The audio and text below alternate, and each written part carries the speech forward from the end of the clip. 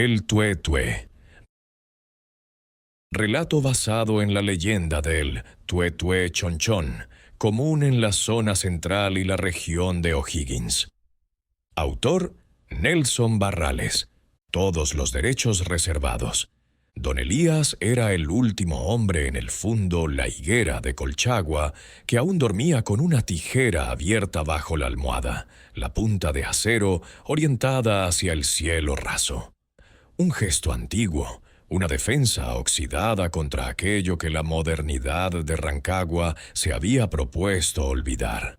El Tué-Tué. Su nieto, Matías, un estudiante de ingeniería, se reía de la tijera y de la vejez de su abuelo. «Abuelo», le dijo una noche, mientras el viento frío se colaba por las rendijas de adobe, «el chonchón no existe. Es el concón, una lechuza inofensiva. La ciencia lo dice». Don Elías solo asintió. Su rostro estaba curtido por el sol, y el miedo se reflejaba en él al caer el sol. Pero esa noche no era el viento, ni la lechuza. Era la noche del brujo. Pasada la medianoche, un silencio de plomo cayó sobre el fundo. El aire se hizo espeso, como un sudor frío. Matías, que leía en su catre, sintió una vibración sutil que no era la tierra, sino la ausencia de sonido. Y entonces comenzó. Tué, tué. Era un graznido seco, arrastrado, que venía desde el bosque de eucaliptos. No se parecía al canto de un ave, sonaba como el golpeteo de un cráneo contra una pared de vidrio. Matías se levantó riendo nerviosamente, tratando de disimular la inquietud. «Ahí está tu concón, abuelo. Pájaro feo, sí, pero no un brujo volador. Tué, tué». El sonido ahora estaba sobre el techo de zinc de la casa. Era imposible. La gravedad, la lógica, el sentido común de la ciudad, todo se disolvía ante la certeza de que algo con el peso de una cabeza humana, pero la movilidad de un fantasma, estaba justo encima de ellos. Don Elías se levantó de un salto. Sus ojos, normalmente nublados, brillaban con un terror lúcido. «No es la muerte que anuncia, muchacho, es el hambre.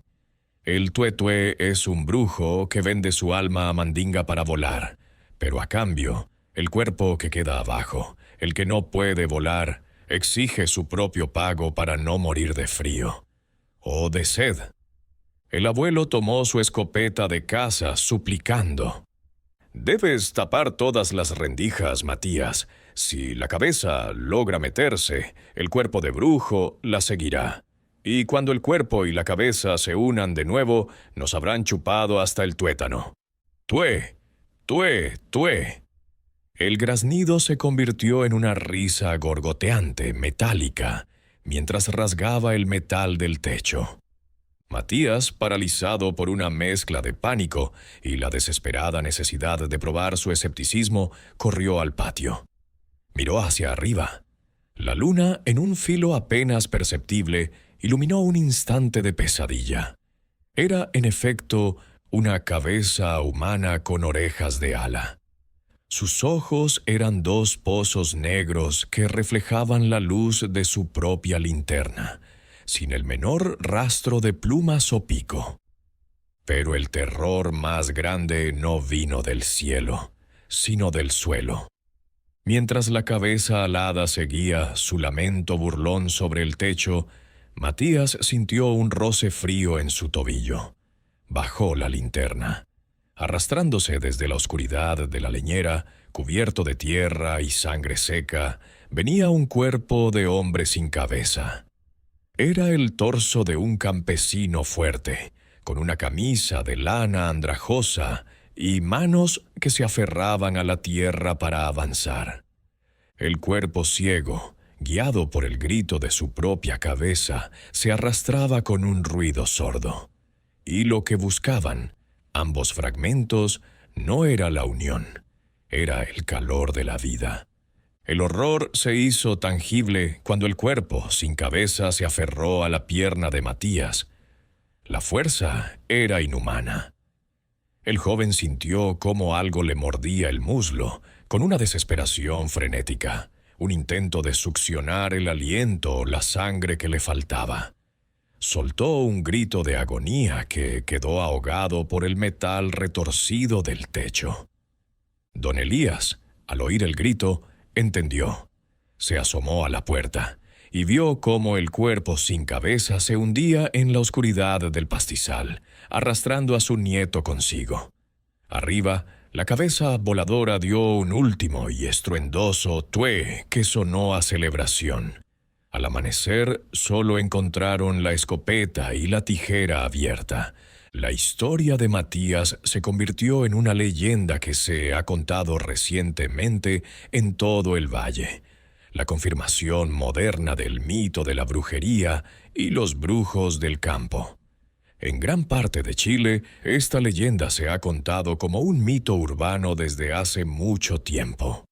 Así, hoy nuestros jóvenes apoyados por la ciencia pretenden sepultar estos mitos, ignorando que jamás pasarán. ¿Creen de verdad que las luces del pueblo y el Internet bastarán para cegar a la cabeza que vuela? ¿O acaso la superstición no es solo una creencia, sino una verdad que se alimenta de la incredulidad? Lo digo yo, uno de los muchos brujos de este país, y aunque el tiempo pase, jamás podrán dejar de creer. Los brujos seguimos aquí, y estaremos por siempre, flotando en el aire que ustedes respiran. Si te gustó este relato, suscríbete a mi canal, dame un like y activa la campanita para que no te pierdas el siguiente relato de mitos y leyendas. Déjame tus comentarios y nos vemos en el próximo.